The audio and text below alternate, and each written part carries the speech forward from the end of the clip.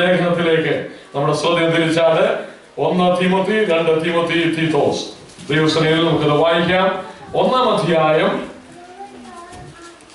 അതിന്റെ 1, 2, 3 വാക്യങ്ങൾ. നമ്മുടെ രക്ഷിതാവായ ദൈവത്തിന്റെ കൽപ്പന പ്രകാരം എന്നെ വരമേൽപ്പിച്ച പ്രസംഗത്താൽ തക്ക സമയത്ത് തന്നെ വചനം വെളിപ്പെടുത്തിയ മോഷ്കില്ലാത്ത ദൈവം സകല കാലത്തിനു മുമ്പേ വാഗ്ദത്തം ചെയ്ത നിത്യജീവന്റെ പ്രത്യാശ ഹേതുവായി തന്റെ വൃദ്ധന്മാരുടെ വിശ്വാസത്തിനും ഭക്തിക്ക് അനുസാരമായ സത്യത്തിന്റെ പരിജ്ഞാനത്തിനുമായി ദൈവത്തിന്റെ ദാസനും യേശു ക്രിസ്തുവിന്റെ അപ്പോസ്തലനുമായ പൗലോസ് പൊതുവിശ്വാസത്തിൽ നിജപുത്രനായ തീത്തോസിന് എഴുതുന്നത്, പിതാവായ ദൈവത്തിൽ നിന്നും നമ്മുടെ രക്ഷിതാവായ യേശു ക്രിസ്തുവിൽ നിന്നും നിനക്ക് കൃപയും സമാധാനവും ഉണ്ടാകട്ടെ. ജീവന്റെ പ്രത്യാശ ഹേതുവായി എന്നുള്ള വചനത്തെ അടിസ്ഥാനമാക്കിയാണ് നിങ്ങളോട് സംസാരിക്കാനായിട്ട് ആഗ്രഹിക്കുന്നത്. സ്വർഗീയ പിതാവേ, ജനത്തോട് ഒരിക്കൽ കൂടെ സംസാരിക്കേണ്ടതിന് ദൈവമുഖത്തേക്ക് നോക്കുന്നു. അതിനോട് ദൈവം തുടർന്നും സംസാരിക്കണം. വചനത്തിന്റെ മർമ്മങ്ങളെ ഗ്രഹിപ്പിച്ചു തരണം. അത് പറയുവാൻ ശേഷി തരണം, പ്രാപ്തി തരണം. യേശുവിന്റെ നാമത്തിൽ തന്നെ. വചനത്തിൽ എഴുതിയിരിക്കുന്നു, ജീവന്റെ പ്രത്യാശ ഹേതുവായി. ഇംഗ്ലീഷ് ബൈബിളിൽ ഇങ്ങനെയാണ് നാം വായിക്കുന്നത്, in hope of eternal life. സ്വതന്ത്രം. In hope of eternal life, നിത്യതയെ കുറിച്ചുള്ള പ്രത്യാശ. 2015 ആരംഭ ദിവസത്തിൽ ഞാനൊരു കാര്യം പറഞ്ഞു. കഷ്ടത വരത്തില്ല എന്ന് എനിക്ക് പറയാൻ കഴിയത്തില്ല, സങ്കടം വരത്തില്ല എന്ന് എനിക്ക് പറയാൻ കഴിയത്തില്ല, കടഭാരം ഉണ്ടാകത്തില്ല എന്ന് പറഞ്ഞാൽ അത് ഏറ്റവും വലിയ പോഷ്കായി പോകും. എന്നാൽ വരുന്നതായ ഏത് വഴികളിലും പിടിച്ചു നിൽപ്പാനും മുൻപോട്ട് യാത്ര ചെയ്യുവാനും ഒരു ശേഷി വിശേഷാൽ ദൈവം തന്നെ സഭയ്ക്ക് കൊടുക്കും. ബുദ്ധിമുട്ട് വരത്തില്ലെന്ന് ഞാൻ പറഞ്ഞു കഴിഞ്ഞാൽ വചനത്തിന് വിരുദ്ധമായി പോകും. കാരണം കർത്താവ് തന്നെ വചനത്തിൽ പറഞ്ഞു, ലോകത്തിൽ നിങ്ങൾക്ക് കഷ്ടതയുണ്ട്. അപ്പം പുറലോക മനുഷ്യനുള്ളതിനേക്കാൾ കഷ്ടത പിശാച് അഴിച്ചുവിടുന്നത് ആളുടെ ജീവിതത്തിലാണ്, ദൈവമക്കളുടെ ജീവിതത്തിലാണ്. എനിക്ക് കഷ്ടത ഇല്ല എന്ന് ഞാൻ പറഞ്ഞാൽ, 2015 എനിക്ക് കഷ്ടത വരത്തില്ല എന്ന് ഞാൻ പറഞ്ഞാൽ, എന്നെ പോലെ അബദ്ധം വിളിച്ചു പറയുന്നവൻ വേറെ ആരും കാണത്തില്ല. 2015 ആമേൻ കഷ്ടത ദൈവം നിയമിച്ചിട്ടുണ്ടോ? സാരമില്ല, അതിന്റെ നടുവിൽ ഒരു കൃപയും കൂടെ ദൈവം വെച്ചിട്ടുണ്ട്. അതിനകത്ത് വീണു പോകാതെ നിലനിൽപ്പാൻ കാലുകൾക്ക് ദൈവം ബലം തരുമെന്നുള്ള ഉറപ്പാണ്. എന്റെ വിഷയം എന്താണെന്ന് ചോദിച്ചാൽ, ഈ ലോകത്തോടുകൂടെ തീർന്നു പോകുന്നതല്ല നമ്മുടെ ജീവിതം. 2015 ഡിസംബർ 31 മുൻപ് കാഹളം ധ്വനിക്കുമെങ്കിൽ നമുക്കിതിനപ്പുറമായ ഒരു പ്രത്യാശയുണ്ടെന്ന് ഉറപ്പുവരുത്താനാണ് ഇന്ന് നിങ്ങളുടെ മുമ്പിൽ നിൽക്കുന്നത്. ഈ ലോകത്തിലെ കഷ്ടങ്ങൾ ജീവിതത്തിൽ വരുമ്പോൾ അതിന് നടുവിൽ എങ്ങനെ നമുക്കതിനെ ജയിപ്പാൻ കഴിയും എന്നുള്ളതാണ് നിങ്ങളോട് സംസാരിക്കാൻ ആഗ്രഹിക്കുന്നത്. ഒറ്റ കാരണത്താൽ മാത്രമേ അതിന് ജയിപ്പാൻ കഴിയത്തുള്ളൂ. എന്താണെന്ന് അറിയാമോ? The hope of the eternal life.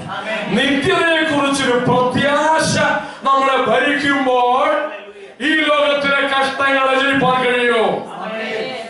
സ്തോത്രം. വചനത്തിൽ അത് തന്നെയാണ് നാം വായിക്കുന്നത്. റോമാലേഖനം റോമാലേഖനത്തിലേക്ക് നമ്മുടെ ശ്രദ്ധ തിരിക്കാമോ? If you could turn your Bible to Romans chapter 8 and verses 18, please. If somebody could read that in Malayalam and in English, please. നമ്മിൽ വെളിപ്പെടാനുള്ള തേജസ് വിചാരിച്ചാൽ, നമ്മിൽ വെളിപ്പെടുവാനിരിക്കുന്ന തേജസ് വിചാരിച്ചാൽ, കാലത്തിലെ കഷ്ടങ്ങൾ സാരമില്ല എന്ന് ഞാൻ എണ്ണുന്നു. ഈ കാലത്തിലെ കഷ്ടങ്ങൾ സാരമില്ല എന്ന് ഞാൻ എണ്ണുന്നു. Praise the Lord. സ്തോത്രം.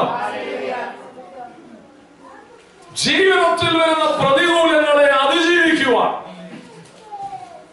ജീവിതത്തിൽ വരുന്ന കഷ്ടതകളെ അതിജീവിക്കുവാൻ ഒരൊറ്റ വഴി പരിശുദ്ധാത്മാവ് ലേഖനങ്ങളിൽ എഴുതി വെച്ചു. അതെന്താണെന്ന് അറിയാമോ? വെളിപ്പെടുവാൻ പോകുന്ന തേജസ്സിനെ കുറിച്ചൊരു ചിന്ത നമുക്കുണ്ടാകുമ്പോൾ. തീത്തോസിന്റെ ലേഖനത്തിൽ നമ്മൾ ഇങ്ങനെയാ വായിച്ചത്. നോക്കിയേ, 3-ാം വാക്യത്തിന്റെ ആരംഭ ഭാഗം, നിത്യജീവനെ കുറിച്ചൊരു പ്രത്യാശ. സ്തോത്രം. ഈ ലോകത്ത് ഇന്ന് കാണുന്ന വാഹനം തീർന്നു പോകും, ഇന്ന് കാണുന്ന വീടുകൾ ഇല്ലാതെയാകും, ഇന്ന് കാണുന്ന അധികാരങ്ങൾ ഒന്നുമില്ലാതെയായി പോകും. എന്നാൽ നിലനിൽക്കുന്നതൊന്നുണ്ട്, അത് മരണത്തിനപ്പുറമായിട്ടുള്ളത്. ഇനി എന്റെ കണക്ക് പറഞ്ഞാൽ ഒരു 39 വർഷം കൂടെ ഓടിയേക്കാം. ഏത് കണക്കിലാണ്? 41 കണക്കിലാണ് ഞാൻ പറയുന്നത്. 70 ഏറെ കൂടെ 39. ഈ 39 കഴിയുമ്പോ കർത്താവിന്റെ വരവ് അതിനുള്ളിൽ വന്നില്ല എങ്കിൽ ഇതിനപ്പുറം പുതിയൊരു ലോകത്തിലേക്ക് ഇറങ്ങുകയാണ്. നിങ്ങളുടെ വയസ്സ് വെച്ച് ഒരു കണക്ക് വെച്ച് നോക്കിയോ, ഏകദേശം ഒരു കണക്കിനകത്ത് വന്ന് നമ്മൾ ഇരിക്കും. ഈ കാലം കഴിയുമ്പോൾ പുതിയൊരു ലോകത്തിലേക്ക് നമ്മൾ ചെന്ന് ജനിക്കാൻ പോവുകയാണ്. സ്തോത്രം. അതിനു മുൻപ് മരണം നടന്നില്ല എങ്കിൽ, അതിനു മുമ്പ് കർത്താവ് വന്നില്ല എങ്കിൽ പുതിയൊരു ലോകത്തിലേക്ക് നമ്മൾ ചെല്ലാൻ പോവുകയാണ്. സ്തോത്രം. ആ ഭാഗം ഒന്നുള്ളത് വായിച്ചേ. നിങ്ങളിൽ നമ്മിൽ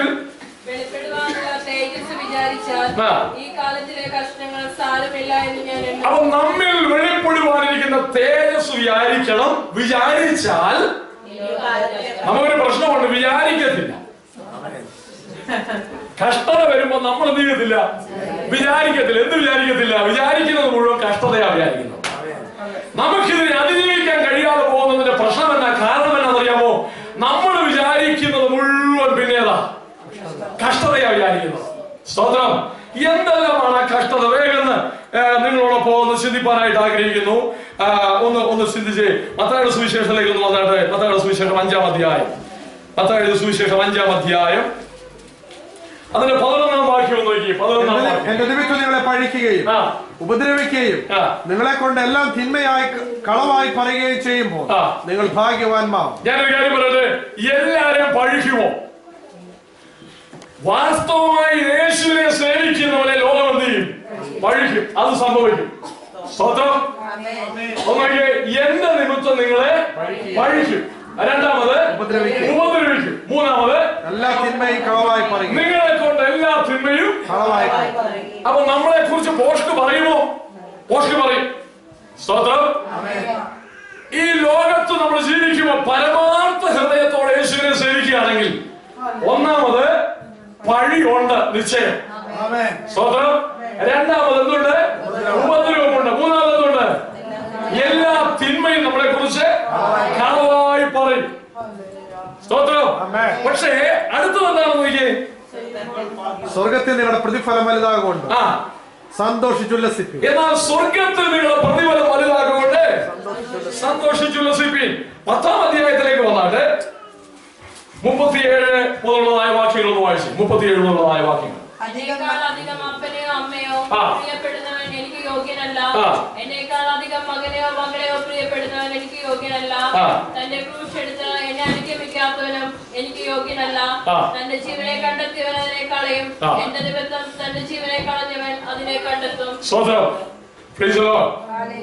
ജീവനെ പോലും കളയേണ്ടി വരുന്നതായ സാഹചര്യങ്ങൾ വാസ്തവമായും ദൈവത്തെ സേവിക്കുന്ന ഒരു മനുഷ്യനുണ്ടാവാം.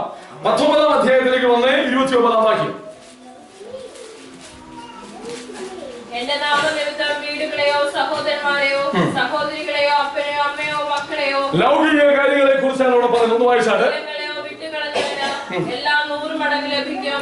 അവൻ നിത്യജീവനെയും അവകാശമാക്കും. സ്വതന്ത്രം. അവൻ നിത്യജീവനെയും അവകാശമാക്കും. 1 കൊരിന്ത്യർ 4-ാം അധ്യായത്തിലേക്ക് വന്നേ 10-ാം വാക്യങ്ങളൊന്ന് വായിച്ചു.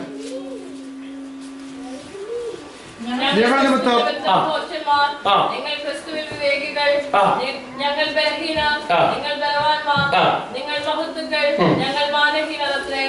ഈ നാഴിക വരെ ഞങ്ങൾ വിശന്നും ദാഹിച്ചും ഉടുപ്പാനില്ലാതെയും വിശപ്പ് ദാഹം ഉടുപ്പാനില്ലാതെ ബുദ്ധികൊണ്ടും സ്ഥിരവാസം കൂടാതെ സ്വന്തം കൈയാൽ വേല ചെയ്ത് അധ്വാനിക്കുന്നു. ശരി. ഇനി 2 കൊരിന്ത്യർ 4:11 ചിലത് വായിച്ചാൽ പെട്ടെന്ന് പറഞ്ഞുവിടാം. ഞങ്ങളുടെ മനുഷ്യശരീരത്തിൽ യേശുവിന്റെ ജീവൻ വെളിപ്പെടേണ്ടതിനാൽ ജീവിച്ചിരിക്കുന്ന ഞങ്ങൾ എല്ലായ്പ്പോഴും യേശു നിമിത്തം മരണത്തിൽ ഏൽപ്പിക്കപ്പെടുന്നു. അങ്ങനെ ഞങ്ങളിൽ മരണവും നിങ്ങളിൽ ജീവനും വ്യാപരിക്കുന്നു. 4:11 2 കൊരിന്ത്യർ 4:11 നമ്മൾ വായിക്കുന്നു. വായിച്ചു. ക്രിസ്തുവിന്റെ നാമനിമിത്തം ബലഹീനത എന്നൊരു വാക്കുണ്ടോ? ശരി. 12:10 വന്നേ. 12:10. അതുകൊണ്ട് ഞാൻ ക്രിസ്തുവിന് വേണ്ടി ബലഹീനത, കൈയേറ്റം, ബുദ്ധിമുട്ട്, ഉപദ്രവം, ഞെരുക്കം എന്നിവ സഹിപ്പാൻ ഇഷ്ടപ്പെടുന്നു. ബലഹീനനായിരിക്കുമ്പോൾ തന്നെ ഞാൻ ശക്തനാകുന്നു. അടുത്തത് ഞാൻ മൂഢനായി പോയി. നിങ്ങൾ എന്നെ നിർബന്ധിച്ചു. നിങ്ങൾ എന്നെ ശ്ലാഘിക്കേണ്ടതായിരുന്നു. ഞാൻ ഏതുമില്ല. എങ്കിലും അത് ശ്രേഷ്ഠതയുള്ള അപ്പോസ്തലന്മാരിൽ ഒട്ടും കുറഞ്ഞവനല്ല. ശരി, ഫിലിപ്പിയർ ലേഖനം 1:20 വായിച്ചതോടെ ആ ഭാഗം നിർത്താം. ഫിലിപ്പിയർ ലേഖനം 1:20. അങ്ങനെ ഞാൻ ഒന്നിലും ലജ്ജിച്ചു പോകാതെ പൂർണ്ണ ധൈര്യം പൂണ്ട ക്രിസ്തുവിൽ, ക്രിസ്തു എന്റെ ശരീരത്തിന്റെ ജീവനാൽ ആകട്ടെ മരണത്താൽ ആകട്ടെ എപ്പോഴും എന്ന പോലെ ഇപ്പോഴും മഹിമപ്പെടുകയുള്ളൂ. ശരി, ഒന്ന് ശ്രദ്ധിച്ചേ. ഈ വാക്യങ്ങളെല്ലാം കാണിക്കുന്ന ഒരു കാര്യമുണ്ട്. ലോകത്തിൽ എന്തുണ്ട്? കഷ്ടതയുണ്ട്. ശരിയായല്ലോ? പരമാർത്ഥ ഹൃദയത്തോട് ദൈവത്തെ ഒരു മനുഷ്യൻ സേവിപ്പാൻ ആഗ്രഹിച്ചാൽ ആ വ്യക്തിക്ക് എന്തുണ്ട്? കഷ്ടതയുണ്ട്. ലോകത്തോടുകൂടി അങ്ങനെ താളത്തിനൊത്തവണ്ണം പോവുകയാണെങ്കിൽ ആരെങ്കിലും നമ്മളെ പഠിക്കുമോ? ഒരു മനുഷ്യനും പഠിക്കത്തില്ല. എന്നാൽ ഞായറാഴ്ച വേദവസ്ത്രം എടുത്തുകൊണ്ട് വഴിയിലൊന്ന് വന്ന് നിന്ന് നോക്കിയേ, ഇവിടെയാണെങ്കിൽ നമ്മളെ നോക്കി ചീത്ത പറയാൻ ഒരാളെ കാണും. ശരിയാണോ? അങ്ങനെയാണെങ്കിൽ യേശുവിന്റെ നാമനിമിത്തം പരമാർത്ഥമായി നിൽക്കുവാൻ ആഗ്രഹിക്കുന്ന ഒരു മനുഷ്യന് പഴി ഉണ്ടായിരിക്കും, ദൂഷി ഉണ്ടായിരിക്കും. അവനെ കുറിച്ച് സകല തിന്മയും എങ്ങനെയും കളവായി പറയും. എന്നാൽ ഈ കഷ്ടതയുടെ നടുവിൽ പിടിച്ചു നിൽക്കാൻ തമ്പുരാൻ നമുക്കൊരു മാർഗം തുറന്നു വെച്ചു. എന്താണെന്നറിയാമോ? ഇതിന്റെ നടുവിലാണ് നമ്മുടെ ഉള്ളിന്റെ ഉള്ളിലൊരു പ്രത്യാശ ഉണ്ടാകേണ്ടത്. ഈ ജീവിതം എത്രയും വേഗം തീരും. ഇതിനപ്പുറം എനിക്കൊരു ജീവിതമുണ്ട്. അവിടെയാണ് എന്റെ ഭാഗ്യകരമായ ജീവിതം. അപ്പം കഷ്ടതയെ കുറിച്ച് ഒരു മനുഷ്യൻ ചിന്തിച്ചു നിന്നാൽ ഈ ലോകത്ത് തകർന്നു പോകും. നിങ്ങളിൽ വെളിപ്പെടുവാനിരിക്കുന്ന തേജസ് വിചാരിച്ചാൽ, കഷ്ടത വിചാരിച്ചാൽ തകർന്നു പോകും. എന്നാൽ നമ്മളിൽ വെളിപ്പെടുവാനിരിക്കുന്ന തേജസ് വിചാരിച്ചാൽ എന്ത് ചെയ്യും? ധൈര്യത്തോട് നമുക്ക് നിൽപ്പാൻ കഴിയോ? ധൈര്യത്തോട് നിൽപ്പാൻ കഴിയോ? 2015 ആരംഭ ആഴ്ചയിൽ നിന്നുകൊണ്ട് വിളിച്ചു പറയട്ടെ, തകർന്നു പോകാനല്ല ദൈവം നമ്മെ വിളിച്ചത്. നശിച്ചു പോകാൻ ദൈവം നമ്മളെ വിളിച്ചിട്ടില്ല. പഴി വരത്തില്ലെന്ന് ഞാൻ പറയത്തില്ല, പഴി വരും നിശ്ചയം. കഷ്ടത വരത്തില്ലെന്ന് പറയത്തില്ല, കഷ്ടത തീർച്ചയായിട്ടും വരും. എന്നാൽ അതിന്റെ നടുവിൽ പിടിച്ചു നിൽക്കാൻ ഒരു മാർഗമുണ്ട്. വരുവാൻ പോകുന്ന പ്രത്യാശയെ കുറിച്ച് ഓർത്തുകൊള്ളുക.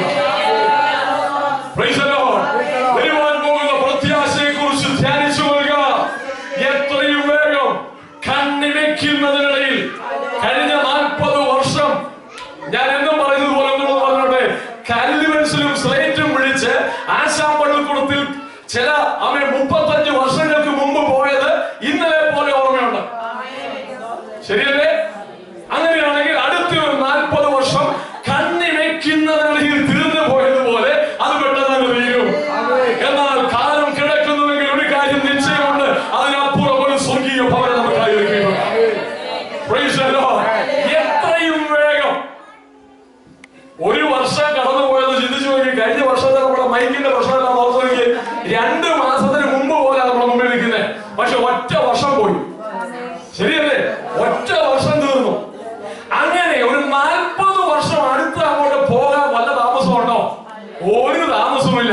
ഒരു ഞായറാഴ്ച കഴിഞ്ഞ് അടുത്ത ഞായറാഴ്ച ഇന്നലെ പോലല്ലേ നമ്മൾ വീണ്ടും കുടിയുള്ളത്. അങ്ങനെയാണെങ്കിൽ എത്രയും വേഗം ഇത് സംഭവിക്കാനുള്ളത്. ലോകത്തിലെ കഷ്ടതയെ അതിജീവിപ്പാൻ പരിശുദ്ധാത്മാവ് തിരുവചനത്തിൽ അവനൊരു കാര്യം എഴുതി വെച്ചു. വരുവാൻ പോകുന്ന നിത്യതയെ കുറിച്ചൊരു പ്രത്യാശ ജീവിതമുള്ളതാണ്.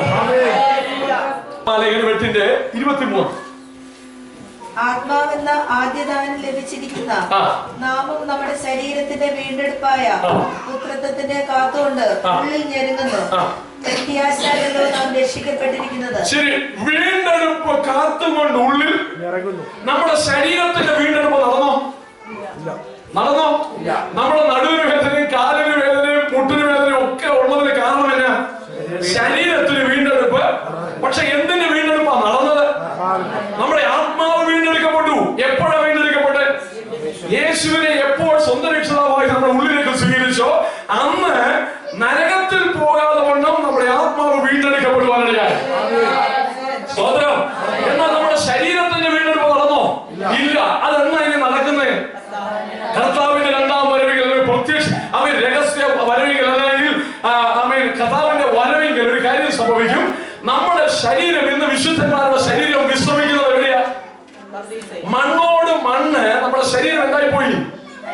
ഇനിയും ഒരു 2 മാസം കഴിയുമ്പോൾ അതേ സെല്ല് തുറക്കുവാണെങ്കിൽ ആ ബോഡി കാണാൻ തക്കവണ്ണം ഇല്ല. ശരിയല്ലേ? അല്ലെങ്കിൽ 3 മാസം കഴിയുമ്പോൾ ആ സെല്ല് പിന്നെ കാലിയാ. അങ്ങനെ ഒരു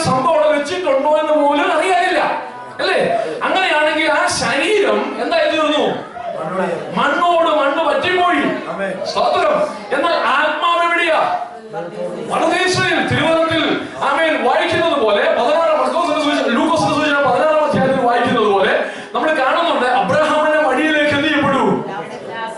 പരദീസയിലേക്ക് എടുക്കപ്പെടുക. അപ്പൊ ആത്മാവ് എവിടെ വിശ്രമിക്കുന്നു? പരദീസയിൽ വിശ്രമിക്കുന്നു. ശരീരം എവിടെയാ?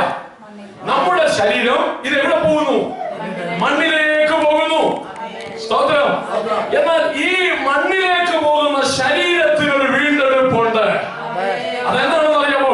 കാഹളം ധ്വനിക്കുമ്പോൾ പരദീസയിൽ വിശ്രമിക്കുന്ന മനുഷ്യന്റെ ആത്മാവ് എന്ന് പറഞ്ഞാൽ ക്രിസ്തുവിനോടുകൂടെ ക്രിസ്തുവിൽ ജനിച്ച് ക്രിസ്തുവിൽ ജീവിച്ച് ക്രിസ്തുവിൽ മരിക്കുന്ന ഒരു മൃതനുടെ അല്ലെങ്കിൽ ഒരു ഭക്തന്റെ ശരീരം എവിടെ വിശ്രമിക്കുന്നു? ആത്മാവ് പരദീസയിൽ വിശ്രമിക്കുമ്പോൾ ശരീരം ഭൂമിയിൽ എല്ലാവരുടെയും പോലെ തന്നെ വിശ്രമിക്കുക. എന്നാൽ കാഹളനാദത്തിൽ പരദീസയിലുള്ള ആ ശരീരവും മണ്ണോട് മണ്ണ് പറ്റിപ്പോയ ആ ശരീരവും തമ്മിൽ ഒരു നിമിഷം കൊണ്ട് ഏകീഭവിച്ചുകൊണ്ടവൻ ചാടിയിരുന്നു. അതുകൊണ്ടാണ് വചനത്തിൽ ഇങ്ങനെ വായിക്കുന്നത്, കർത്താവിന്റെ ഗംഭീരനാദത്തോടും പ്രധാന ദൂതന്റെ ശബ്ദത്തോടും ദൈവത്തിന്റെ കാഹളത്തോടും സ്വർഗ്ഗത്തിൽ ഇറങ്ങുകയും ക്രിസ്തുവിൽ മരിച്ചവർ ചെയ്യും. ക്രിസ്തുവിൽ മരിച്ചവർ മുൻപേ ഉയർത്തെഴുന്നേൽക്കുമെന്ന് പറയുന്ന വാക്യത്തിൽ എന്താ സംഭവിക്കുന്നത്? ആത്മാവ് പരദീസയിൽ നിന്നും ശരീരം ഭൂമിയിൽ നിന്നും അഴുകിപ്പോയ ശരീരവും ഒരു നിമിഷങ്ങൾക്കുള്ളിൽ ഏകീഭവിക്കും. സ്തോത്രം.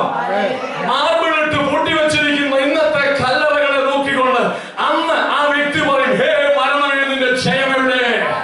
സ്തോത്രം. രണ്ടാമതൊരു കൂട്ടർ എഴുന്നേക്ക് പറയാമോ? കർത്താവിന്റെ വരവിന് വേണ്ടി അവരുടെ പ്രത്യക്ഷതയ്ക്ക് വേണ്ടി കാത്തിരിക്കുന്ന ഒരു വിശുദ്ധഗണം. അവർ രണ്ടാമത്തെ ഗ്രൂപ്പായി ഭൂമിയിൽ നിന്ന് മണ്ണിൽ നിന്ന് വീട്ടിലേക്ക് പറന്നു വരുമ്പോൾ മരണത്തെ നോക്കി, മരണത്തിന്റെ അധികാരിയായ പിശാചിനെ നോക്കിക്കൊണ്ട് അവർ പറയുന്ന ഒരു കാര്യമുണ്ട്. എന്താണെന്നറിയാമോ? ഹേ പാതാളമേ, നിന്റെ വിഷമുള്ളവർ, നീ വിചാരിച്ചു നീ ഞങ്ങളെ വിഷം കുത്തിവെച്ച് ഭൂമിയിൽ ഒതുക്കി കളയാമെന്ന്. എന്നാൽ ക്രിസ്തു യേശു നിമിത്തം ഞങ്ങൾക്ക് ജയം തന്ന ദൈവത്തിന് സ്തോത്രം. കേൾക്കുന്ന ദൈവത്തിന് വൈദ്യരെ, നാം ഒരിക്കലും തകർന്നവരല്ല. ഭൂമിയിലെ കഷ്ടത കണ്ട് പതറിപ്പോകരുത്. നമ്മുടെ ശരീരത്തിനൊരു വീണ്ടെടുപ്പുണ്ട്. എത്രയും വേഗം ഈ ശരീരം മണ്ണോട് മണ്ണ് പറ്റിപ്പോയേക്കാം. അതല്ല കർത്താവിന്റെ വരവ് താമസിക്കുന്നത് അതിന് മുൻപുണ്ടെങ്കിൽ യേശുവിന്റെ കാഹളനാദത്തിൽ എടുക്കപ്പെടാനുള്ള. എന്നാൽ ജീവിച്ചിരിക്കും കാലത്ത് ജീവിതത്തിൽ ഉണ്ടാകുന്ന കഷ്ടതയുടെ നടുവിൽ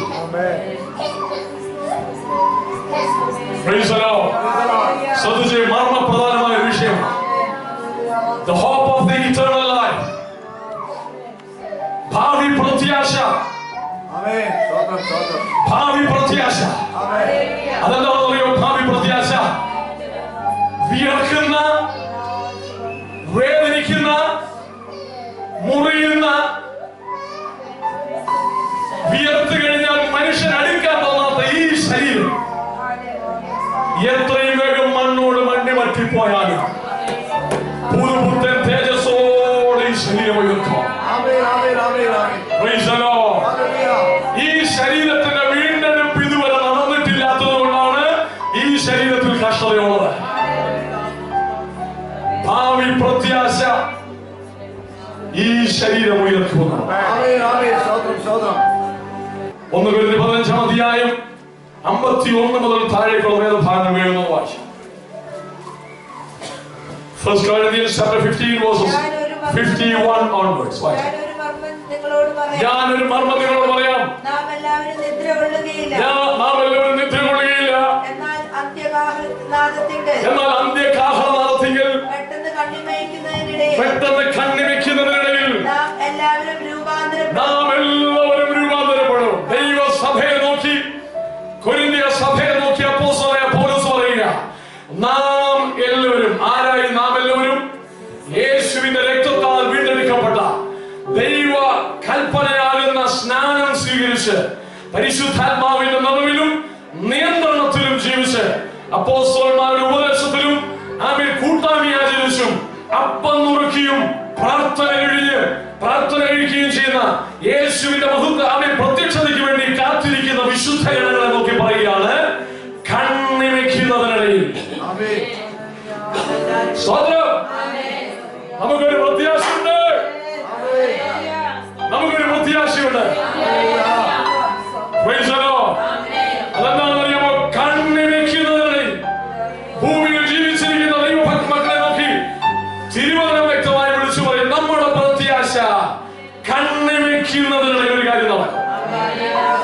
അതെന്താണെന്ന് എഴുതിയിരിക്കുന്നത്?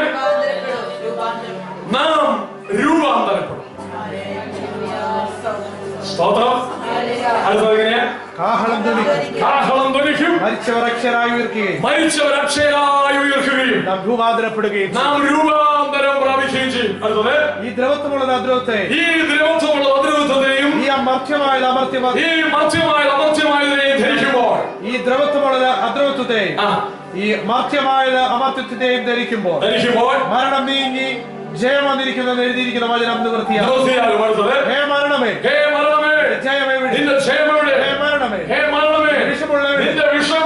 മരണത്തിന് വിഷമുള്ള പാപം, പാപത്തിന് ശക്തിയോടായ പ്രമാണം. നമ്മുടെ കർത്താവായ യേശു ക്രിസ്തു മുഖാന്തരം നമുക്ക് ജയം നൽകിയിരിക്കുന്ന ദൈവത്തിന് സ്തോത്രം. ആകയാൽ എന്റെ പ്രിയ സഹോദരന്മാരെ, നിങ്ങൾ ഉറപ്പും കുളിരാത്തവരും നിങ്ങളുടെ പ്രേമ കർത്താവിൽ വ്യർത്ഥമല്ലെന്ന് അറിഞ്ഞിരിക്കുക. കർത്താവിന്റെ വേലയിൽ എപ്പോഴും വർദ്ധിച്ചു വരുന്നവരുമാണ്. ആദ്യത്തേത് ഞാൻ പറഞ്ഞു, the redemption of our body, and that hasn't happened yet. അല്ലേ? നമ്മുടെ ആത്മാവ് മാത്രമേ വീണ്ടെടുക്കപ്പെട്ടുള്ളൂ, നമ്മുടെ ശരീരം വീണ്ടെടുക്കപ്പെട്ടില്ല. സ്തോത്രം. ഒന്നാമത്തെ പ്രത്യാശ കാഹളനാദത്തിൽ ആ ഒരു വീണ്ടെടുപ്പ് സംഭവിക്കും. രണ്ടാമത്തെ നമ്മുടെ പ്രത്യാശ എന്താണ് പറഞ്ഞു വരുന്നത്? 4 വിധത്തിലുള്ള അനുഗ്രഹിക്കപ്പെട്ട ഒരു പുത്തൻ പുതിയ ശരീരം പ്രാപിക്കും. അതേത് തരത്തിലുള്ളതാണ് അവിടെ എഴുതിയിരിക്കുന്നത്? വായിച്ചു വിട്ടാട്ടെ. ഈ ദ്രവത്വമുള്ളത് അദ്രവത്വത്തെയും മർത്യമായത് അമർത്യത്വത്തെയും അമർത്യമായതിനെയും ധരിക്കും. അടുത്തത് മരണം നീങ്ങി ജയം വന്നിരിക്കുന്നു എന്ന് എഴുതിയിരിക്കുന്ന വചനം നിവൃത്തിയാകും. അടുത്തത് ഹേ മരണമേ നിന്റെ ജയം എവിടെ? ഹേ മരണമേ നിന്റെ വിഷമുള്ള എവിടെ? മരണത്തിന്റെ വിഷമുള്ള പാപം, പാപത്തിന്റെ ശക്തിയോനായ പ്രമാണം. നമ്മുടെ കർത്താവായ യേശു ക്രിസ്തു മുഖാന്തരം നമുക്ക് ജയം നൽകുന്ന ദൈവത്തിന്റെ മൂന്നാം വാക്യം വായിക്കാമോ? ഈ അവത്രത്വത്തെ ഉയർത്തുന്നു, അപമാനത്തിൽ വിതയ്ക്കപ്പെടുന്നു, തേജസ്സിൽ ഉയർത്തുന്നു. 4 തരത്തിലുള്ള ശരീരമാണ് ഉയർത്തെഴുന്നേൽക്കുന്ന ശരീരത്തിലുണ്ടാകാൻ പോകുന്നത്. അത് ഒന്നാമത്തേതാ? അദ്രവത്വമുള്ള ശരീരം. ദ്രവത്വമുള്ള ശരീരം വിതയ്ക്കപ്പെടുന്നു. അദ്രവത്വമുള്ളത് പറഞ്ഞാൽ ദ്രവിച്ചു പോകാത്ത ഒരു ശരീരമായി പുറത്തു വരുന്നു. രണ്ടാമത്തെ എങ്ങനെയാ? അപമാനത്തിൽ വിതയ്ക്കപ്പെടും. അപമാനത്തിൽ എന്ന് പറഞ്ഞാൽ ആരാണെന്ന് പറഞ്ഞാലും, കൂടപ്പുറപ്പുകളാണെങ്കിലും മക്കളാണെങ്കിലും അപ്പഴമ്മയാണെങ്കിലും ഏറ്റവും വലിയ കൂട്ടുകാരാണെങ്കിലും ചില സമയത്തിന് ശേഷം നമ്മൾ തന്നെ പറയും കൊണ്ടുപോയി അടക്കിയേക്കാൻ പറയും. ശരിയല്ലേ? അടക്കിയേക്കാൻ പറയുന്നതിന് കാരണം എന്താണെന്ന് ചോദിച്ചാൽ അതൊരു പരിധിക്ക് മേളിൽ വെച്ചുകൊണ്ടിരിക്കാൻ കഴിയത്തില്ല. അപമാനമുള്ള ശരീരമാണ്, താഴ്ചയുള്ള ശരീരമാണ്. അത് തേജസ്സോടെ ഉയർക്കും. ബലഹീനതയിൽ വിതയ്ക്കപ്പെടുന്നു, ശക്തിയോടെ അത് ഉയർക്കും. പ്രാകൃത ശരീരം വിതയ്ക്കപ്പെടുന്നു, ആത്മീയ ശരീരം ഉയർക്കുന്നു. സ്തോത്രം. 4 വിധത്തിലുള്ള ഒറ്റ ശരീരം. ജീവിതത്തിൽ നിന്ന് മറന്നു പോകുന്ന പ്രത്യാശ വർദ്ധിപ്പിച്ചു വരിക. സ്തോത്രം. ദ്രവത്വമായത് അദ്രവത്വമുള്ള ശരീരമായി പുറത്തു വരും. രണ്ടാമത്തേത് അപമാനമുള്ള ശരീരമായിരുന്നു, എന്നാൽ തേജസ്സുള്ള ശരീരമായി പുറത്തു വരും. മൂന്നാമത്തേത് ബലഹീനതയുള്ള ശരീരമായിരുന്നു, എന്നാൽ ശക്തിയോടെ പവർഫുൾ ബോഡിയായി പുറത്തു വരുന്നു. നാലാമത് പ്രാകൃത ശരീരം വിതയ്ക്കപ്പെട്ടു, ആത്മീയ ശരീരമായി സ്പിരിച്വൽ ബോഡിയായി പുറത്തു വരുന്നു. 4 ശരീരങ്ങളല്ല, ഒറ്റ ശരീരം. ഈ ഒറ്റ ശരീരത്തിന്റെ 4 അനുഗ്രഹിക്കപ്പെട്ട ഭാഗങ്ങളാണ് നാം കേൾക്കുന്നത്. സ്തോത്രം. ശരീരത്തിന്റെ വീണ്ടെടുപ്പ് സംഭവിച്ചിട്ടില്ല, അതൊരു ദിവസം സംഭവിക്കും. രണ്ടാമത്തേത്, നാം പ്രാപിക്കാൻ പോകുന്ന ശരീരത്തിന് 4 തരമുണ്ട്. 1 അദ്രവത്വമുള്ളത്, 2 ശക്തിയുള്ളത്, 3 സ്വർഗീയമായത്, 4 ആത്മീയമായത്. സ്തോത്രം. ഈ ഒരു 2 കാര്യവും മറന്നു പോകരുത്. മൂന്നാമത്തേക്ക് വേഗം വരാം. 2 Corinthians 1-2 വാക്യങ്ങൾ. 2 Corinthians 5:1-2. കൂടാരമായ ഭൗമഭവനം അഴിഞ്ഞു പോയാൽ, കൈപ്പണിയില്ലാത്ത നിത്യഭവനമായി, ദൈവത്തിന്റെ ദാനമായ ഒരു കെട്ടിടം ഞങ്ങൾക്ക് സ്വർഗത്തിലുണ്ടെന്ന് അറിയുന്നു. ചുരുക്കം പറഞ്ഞാൽ കൈപ്പണിയല്ലാത്ത ഒരു മനുഷ്യന്റെയും കൈ തൊടാത്ത, ഒരു ദൂതന്മാരും പണിയാത്ത, കൈ തൊടാത്ത ഒരു ശരീരം, ഒരു കെട്ടിടം നമുക്കായി സ്വർഗം ഒരുക്കിക്കൊണ്ടിരിക്കുക. സ്തോത്രം. ആത്മീയ ശരീരമെന്ന് വ്യാഖ്യാനിക്കുന്നവരുണ്ട്. എന്തെങ്കിലും ആയിക്കൊള്ളട്ടെ, ഒരു കാര്യത്തിൽ ഉറപ്പാ, എനിക്ക് നിങ്ങൾക്കുമായി സ്വർഗം ഭവനം ഒരുക്കുന്നുണ്ട്. കർത്താവ് ഇങ്ങനെ പറഞ്ഞു, നിങ്ങളുടെ ഹൃദയം കലങ്ങി പോകരുത്. എന്റെ പിതാവിന്റെ ഭവനത്തിൽ അനേക വാസസ്ഥലങ്ങളുണ്ട്. ഇല്ലെങ്കിൽ ഞാൻ നിങ്ങളോട് എന്നാൽ ഞാൻ പോയി നിങ്ങൾക്കായി ഒരു ഭവനം ഒരുക്കും. എന്നിട്ട് ഞാൻ വന്ന് നിങ്ങളെ എന്റെ അടുക്കൽ കൂട്ടിക്കൊണ്ടുപോകും. അങ്ങനെയാണെങ്കിൽ നിശ്ചയമായി ഒരു ഉറപ്പ് തരട്ടെ, സ്വർഗത്തിൽ നമുക്കൊരു ഭവനമുണ്ട്. സ്വർഗത്തിൽ നമുക്കൊരു ഭവനമുണ്ട്. ഒന്ന്, ആദ്യത്തെ ഒന്നുകൂടെ ചിന്തിക്കുക. എന്റെ ശരീരത്തിന്റെ വീണ്ടെടുപ്പ് നടക്കാത്തത് കൊണ്ടാണ് കഷ്ടത. ഈ ശരീരത്തിൽ ഞാൻ ജീവിക്കുന്നത് കൊണ്ടാണ് എനിക്ക് ബലഹീനതകളുള്ളത്, വേദനകളുള്ളത്, ദുരിതങ്ങളുള്ളത്. എന്നാൽ ഈ ശരീരം ഒരു ദിവസം വീണ്ടെടുക്കപ്പെടും. വീണ്ടെടുക്കപ്പെട്ട ശരീരത്തിന് 4 പ്രത്യേകതകൾ. മൂന്നാമത്തേത്, സ്വർഗത്തിൽ എനിക്ക് വേണ്ടി പണിയപ്പെടുന്ന ഒരു ഭവനമുണ്ട്. നാലാമത്തേത് എനിക്ക് വേണ്ടി വന്നാട്ട് ഫിലിപ്പിയർ ലേഖനം 3-ാം അധ്യായം 20-21 വാക്യങ്ങൾ. നമ്മുടെ പൗരത്വമോ സ്വർഗത്തിലാകുന്നു. അവിടുന്ന് കർത്താവായ യേശുക്രിസ്തു രക്ഷിതാവായി വരുമെന്ന് നാം കാത്തിരിക്കുന്നു. അവൻ സകലവും തനിക്ക് കീഴ്പ്പെടുത്തുവാൻ കഴിയുന്ന തന്റെ വ്യാപാര ശക്തി കൊണ്ട് നമ്മുടെ താഴ്ചയുള്ള ശരീരത്തെ തന്റെ മഹത്വമുള്ള ശരീരത്തോട്. താഴ്ചയുള്ള ശരീരം എവിടെ കിടക്കുക? ഒന്നുകിൽ ഭൂമിയിൽ അലിഞ്ഞുപോയി, മനുഷ്യന്റെ കണ്ണുകളിൽ കാണാൻ കഴിയാതെ വണ്ണം അത് അലിഞ്ഞുപോയി. അതല്ല എങ്കിൽ ജീവനോടുകൂടി ഇരിക്കുന്ന നമ്മുടെ ഈ മർത്തി ശരീരം. ഇതിനെ ദൈവതമ്പുരാൻ എന്ത് ചെയ്യുമത്രേ?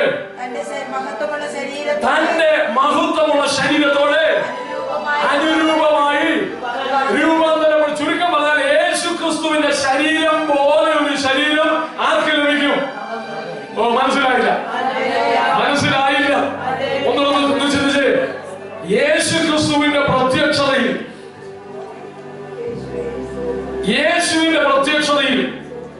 4 തരത്തിലുള്ള ശരീരമുണ്ട്. ആത്മീയമാണ്, അമർത്യമായതാണ്, ശക്തിയുള്ളതാണ്, സ്വർഗീയമാണ്. ഈ 4 വിളിക്കുമ്പോൾ തന്നെ നമ്മുടെ ശരീരം ആരുടെ ശരീരം പോലെയാകും? യേശുവിന്റെ ശരീരം പോലെ. ഇത് ഞാൻ ധ്യാനിച്ചപ്പോൾ എനിക്ക് എന്റെ ബുദ്ധിക്ക് മനസ്സിലായില്ല. കർത്താവേ, നിന്റെ ശരീരത്തിന് തുല്യമായ ഒരു ശരീരം നിന്നെ ആശ്രയിച്ച് കടന്നു വന്ന ദൈവമക്കൾ പ്രാപിക്കാൻ പോയി. സ്തോത്രം. ഫിലിപ്പിയർ ലേഖനം 3:21 തന്റെ ശരീരം പോലെ തന്നിൽ ആശ്രയിക്കുന്ന ദൈവമക്കളുടെ ശരീരം ദൈവമാക്കും. ഭാഗ്യകരമായ അവസ്ഥയെ ചിന്തിച്ചു നോക്കി. അല്പകാലം കൂടെ മാത്രമേ ഈ കഷ്ട സഹിക്കേണ്ടതുള്ളൂ. ഈ കടഭാരം എത്രയും വേഗം ഓടിപ്പോകും. മുട്ടിന് വേദനയ്ക്കൊരു പരിഹാരമുണ്ട്. എല്ലാം ഓടിപ്പോകും. കഷ്ടതയില്ലാത്തൊരു നാട് നമുക്ക് വേണ്ടി കാത്തിരിക്കും. വേദനയില്ലാത്ത, അല്ലലില്ലാത്ത, അലച്ചിലില്ലാത്ത ഒരു കാലം നമ്മുടെ മുമ്പിൽ ആസന്ന ഭാവിയിലുണ്ട്. ഈ ശരീരം രൂപാന്തരപ്പെടും. അത് ക്രിസ്തു യേശുവിന്റെ ശരീരം പോലെ തന്നെ രൂപാന്തരപ്പെടും.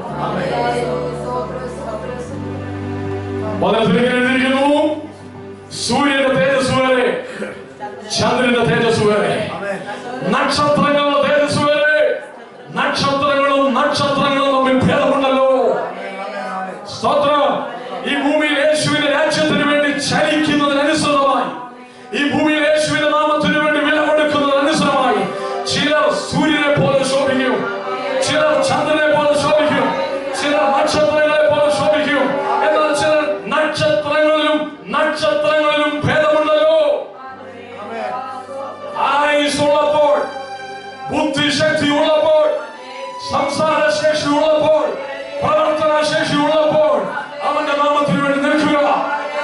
സൂര്യനെ പോലെ ഒരു ദിവസം ശോഭിപ്പാൻ കഴിയും, ചന്ദ്രനെ പോലെ നിൽപ്പാൻ കഴിയും, തേജസ്സുള്ള നക്ഷത്രങ്ങളെ പോലെ സ്വർഗം ഒരു ദിവസം നടത്തും. ഒരു ട്രാക്ട് ഇടുവാൻ മുൻപോട്ട് വാ, സുവിശേഷം അറിയിപ്പാൻ മുൻപോട്ട് വാ, യേശുവിന്റെ രാജ്യത്തിന് വേണ്ടി നിൽപ്പാൻ മുൻപോട്ട് വാ.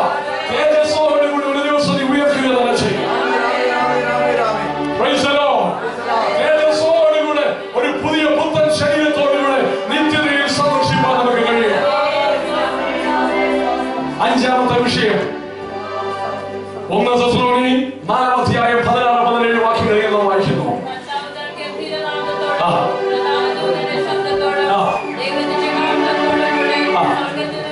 സ്വർഗത്തിൽ ഇറങ്ങി വരികയും ക്രിസ്തുവിൽ മരിച്ചവർ മുൻപേ ഉയർത്തെഴുന്നേൽക്കുകയും ചെയ്യും. പിന്നെ ജീവനോട് ശേഷിക്കുന്ന നാം അവനോട് ഒരുമിച്ച്. ഈ മൂന്ന് കാര്യങ്ങളോട് നമ്മളൊന്ന് മനസ്സിലാക്കണം. എന്തിനു വേണ്ടിയാണ് കർത്താവ് താൻ ഗംഭീരനാഥം? എന്തിനു വേണ്ടിയാണ് കർത്താവിന്റെ ഗംഭീരനാഥം? ലാസറിന്റെ അവൻ കല്ലറ വാതിൽക്കൽ വന്ന് നിന്നുകൊണ്ട് യേശു ഉറച്ച ശബ്ദത്തോട് പറഞ്ഞു, ലാസറേ നീ പുറത്തു വാ.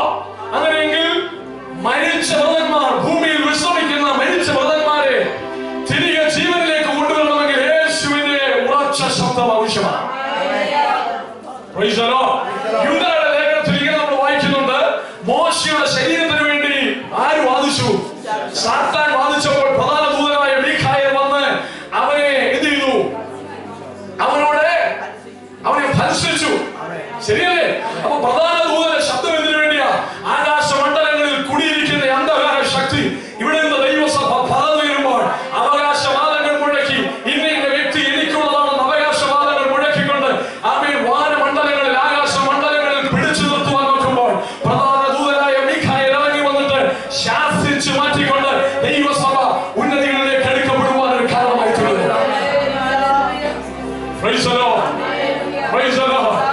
സംഖ്യാപുസ്തകം 10-ാം അധ്യായം 1 മുതൽ 10 വരെയുള്ള വാക്യങ്ങളിൽ ഇങ്ങനെ നമ്മൾ വായിക്കുന്നുണ്ട്. ചില കാഹളങ്ങളെ കുറിച്ച് വായിക്കുന്നുണ്ട്. യഹോവ മോശയോട് അരുളിച്ചെയ്തത്, വെള്ളി കൊണ്ട് 2 കാഹളം ഉണ്ടാക്കുക, അടുപ്പ് പണിയായി അവയെ ഉണ്ടാക്കണം. അവയെ നിനക്ക് സഭയെ വിളിച്ചു കൂട്ടുവാനും. സഭയെ എന്ത് ചെയ്യണം? വിളിച്ചു കൂട്ടാൻ. വേഗത പറഞ്ഞു പോകണം. ഒന്ന്, ഈ കാലങ്ങളിൽ ഊതപ്പെടുന്നതായ സുവിശേഷത്തിന്റെ കാഹളം. ഈ കാഹളത്തിൽ എന്താ സംഭവിച്ചുകൊണ്ടിരിക്കുന്നത്? ജനങ്ങൾ കൂടി വരികയാണ്. സുവിശേഷത്തിന്റെ കാഹളം ഊതപ്പെടുമ്പോൾ അവിടെ ഇവിടെകളായി പല ജാതികളിൽ നിന്നും ഭാഷകളിൽ നിന്നും വംശങ്ങളിൽ നിന്നും സുവിശേഷത്തിന്റെ കാഹളം കേട്ടുകൊണ്ട് ഒരിടത്ത് വന്ന് കൂടുകയാണ്. എന്നാൽ വേറൊരു കാഹളം കൂടെ ഉണ്ട്. അത് പുറപ്പാടിന് വേണ്ടിയുള്ള ഒരു കാഹളമാണ്. സ്തോത്രം. ഈ കാഹളം പിതാവായ ദൈവം നീട്ടി ഊതുമ്പോൾ ഭൂമിയിൽ നിന്ന് മണ്ണിൽ നിന്ന് വീട്ടിലേക്കൊരു യാത്രയുണ്ട്. ദൈവത്തെ സ്തോത്രം ചെയ്യാമോ? മണ്ണിൽ നിന്ന് വീട്ടിലേക്ക് ദൈവസഭ ഉയരും. ഇവിടെ തകർക്കുവാൻ നോക്കിയ ശക്തികളൊന്നും അവിടെ വിജയിക്കത്തില്ല. ഇവിടെ തകർക്കുവാൻ നോക്കിയ അന്ധകാര ശക്തികളല്ല. അവൻ പഞ്ചപുച്ഛമടക്കി മാറ്റി നിൽക്കവേ ദൈവസഭ ഉന്നതികളിലേക്ക് ഉയരുവാനാണ്. അങ്ങനെ നാം എന്തിനും കർത്താവിനോടുകൂടെ എന്നും ഇരിക്കൂ. അടുത്ത നമ്മുടെ ഭാവി പ്രത്യാശ എന്താണെന്ന് അറിയാമോ? യേശുവിനോട് താൽക്കാലികമായ ഒരു വാസത്തിന് വേണ്ടിയല്ല, നിത്യമായി യേശുവിനോട് കൂടെ വാഴാൻ. രാജാക്കന്മാരായ നമ്മൾ വാഴും, പ്രഭുക്കന്മാരായ നമ്മൾ വാഴും, 100 പേർക്ക് 1000 പേർക്ക് 10,000 പേർക്ക് അധിപതികളായി നമ്മൾ വാഴും. യേശുവിന്റെ രാജ്യത്തിന് വേണ്ടി നിൽപ്പാൻ കഴിയട്ടെ. യേശുവിന്റെ രാജ്യത്തിന് വേണ്ടി നിൽപ്പാൻ കഴിയട്ടെ. ഇന്ന് ഭൂമിയിൽ എത്ര കാലം സമ്പാദിക്കുന്നുവോ, യേശുവിന്റെ രാജ്യത്തിന് വേണ്ടി എന്തെല്ലാം ചെയ്യാൻ കഴിയുന്നുവോ അതെല്ലാം അത് പുറത്തു വരുന്ന ദിവസമാണ്. പ്രതിഫലം വിധിക്കുവാൻ സ്വർഗത്തിലെ ദൈവം നമ്മൾ പേര് ചൊല്ലിയിരിക്കും. ശരി, ഒരു വാക്യം കൂടെ വായിച്ച് നമുക്ക് പ്രാർത്ഥിക്കാം. 2 തീമോത്തി 4-ാം അധ്യായം 6, 7, 8 വാക്യങ്ങൾ. 2 തീമോത്തി 4-ാം അധ്യായം 6, 7, 8. ഞാൻ ഇപ്പോൾ തന്നെ പാനീയാഗമായി ഒഴിക്കപ്പെടുന്നു, എന്റെ നിര്യാണകാലവും അടുത്തിരിക്കുന്നു. ഞാൻ നല്ല പോർ പൊരുതു, ഓട്ടം തികച്ചു, വിശ്വാസം കാത്തു. ഇനി നീതിയുടെ കിരീടം എനിക്കായി വെച്ചിരിക്കുന്നു.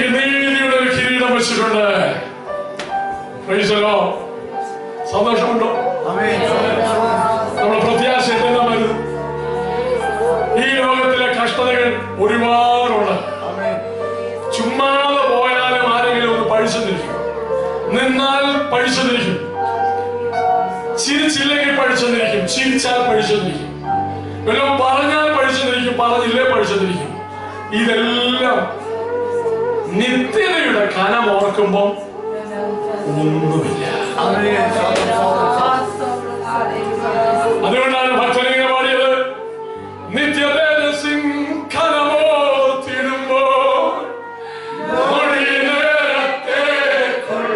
കഷ്ടങ്ങൾ സാരമില്ല, കണ്ണുനീർ സാരമില്ല, കഷ്ടങ്ങൾ സാരമില്ല.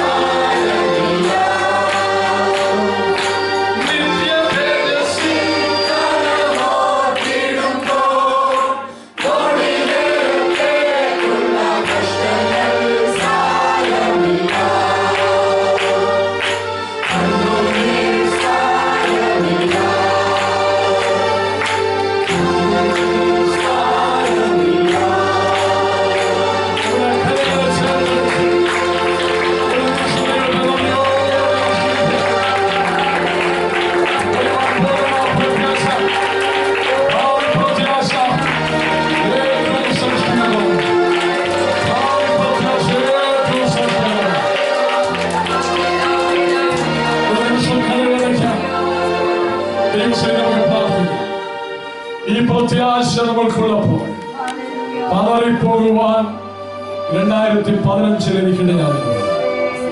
എന്താണ് ഈ 2015 അഭിമുഖീകരിക്കുവാൻ കാത്തിരിക്കുന്നത് എനിക്കറിയത്തില്ല. എന്നാൽ ഈ 2015 ഒരു കാരണവശാലും നാട്ടിലുള്ള പ്രിയപ്പെട്ടവരോ ഇവിടെയുള്ളതായ സാഹചര്യങ്ങൾ നിമിത്തമോ ഒരു കാരണവശാലും പതറിപ്പോകാനിടയാകുന്നത്. മനസ്സ് ദൈവത്തോട് പ്രാർത്ഥിക്കാമോ? കഷ്ടതയുടെ നടുവിൽ പതറിപ്പോകുവാൻ ഇടയാകുന്ന കർത്താവ്, പതറിപ്പോകുവാൻ ഇടയാകുന്ന കർത്താവ്, നഷ്ടമായി പോകുവാൻ ഇടയാകുന്ന കർത്താവ്, അനിത്യ തേജസ്സിന്റെ കനം ഓർക്കുമ്പോൾ വേദനകൾ മറന്നുകൊണ്ട് ദൈവലക്ഷ്യത്തിന് വേണ്ടി നിൽപ്പാൻ കൃപയാൽ ദൈവം ഞങ്ങളെ സഹായിക്കണമേ. ആർക്ക് പ്രാർത്ഥിപ്പാൻ കഴിയും? ശബ്ദമേൽത്ത് ദൈവസഭയിൽ കർത്താവേ, കേൾക്കപ്പെട്ട 6 വിഷയങ്ങളിൽ നിമിത്തമായി ഭാവി പ്രത്യാശയെ ഓർത്തുകൊണ്ട് ഞങ്ങൾ പുഞ്ചിരി തൂകുന്നു എന്ന് തിരുവനന്തപുരത്തിൽ എഴുതിയിരിക്കുന്നത് പോലെ ഭാവിയെ ഓർത്ത് സങ്കടങ്ങളെ മറന്നുകൊണ്ട് അതിജീവിപ്പാൻ ആവശ്യമാകുന്ന ദൈവകൃപയ്ക്ക് വേണ്ടി സഹോദരന്മാരുടെ ഭാഗത്ത് ഒരാൾ ശബ്ദത്തിൽ പ്രാർത്ഥിച്ചാൽ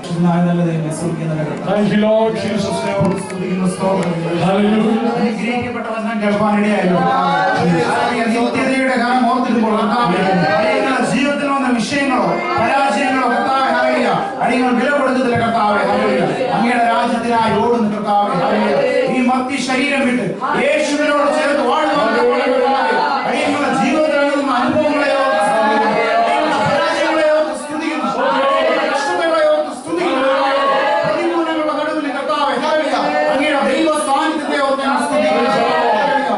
ഈ ഞൊടിനേരത്തേക്കുള്ള കർത്താവേ വഴികളും ദൃശ്യങ്ങളും കർത്താവേ തന്നതിനാണ് ഞങ്ങൾ സ്തുതിക്കുന്നു. യേശുവിന്റെ വലിയ കർത്താവേ ആ പൊന്മുഖം കാണുവാൻ ഞങ്ങളുടെ ഹൃദയങ്ങളെ താഴ്ത്തി സമർപ്പിക്കുന്നു. ഇനിയുള്ള ജീവിതം കർത്താവേ യേശുവിന് വേണ്ടി ഓടുവാൻ കർത്താവേ കർത്താവിന്റെ ശക്തിയെ ഞങ്ങളെ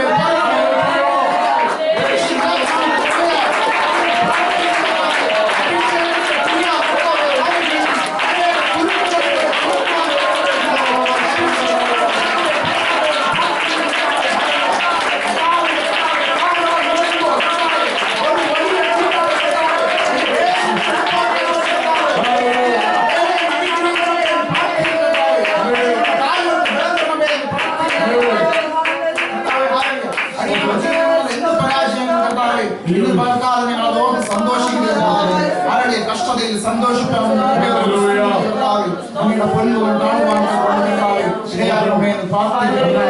ഈ ലോകത്തിൽ ഓട്ടം പൂർത്തിയാക്കുവാൻ അഭിഷേകത്തിന് ശക്തി പകരണമെന്ന് ബലപ്പെടുത്തി ഇനിയും ശക്തമായ വചനങ്ങളാൽ നിത്യതയുടെ കർത്താവെ ആഴം മനസ്സിലാക്കി ഓടുവാൻ തക്കവണ്ണം കർത്താവെ കാഹളം ധനിക്കുമ്പോൾ കർത്താവെ യേശുവിനോട് ചേരുവാൻ തക്കവണ്ണം ഞങ്ങളുടെ ജീവിതത്തിൽ അനുഭവങ്ങളെ നൽകണമേ. കഷ്ടതകൾ ഞങ്ങൾ സന്തോഷത്തോടെ സ്വീകരിക്കുന്ന ജീവിതത്തിൽ പൂർണ്ണമായി ഞങ്ങളുടെ കാര്യങ്ങൾ സമർപ്പിക്കുന്നു.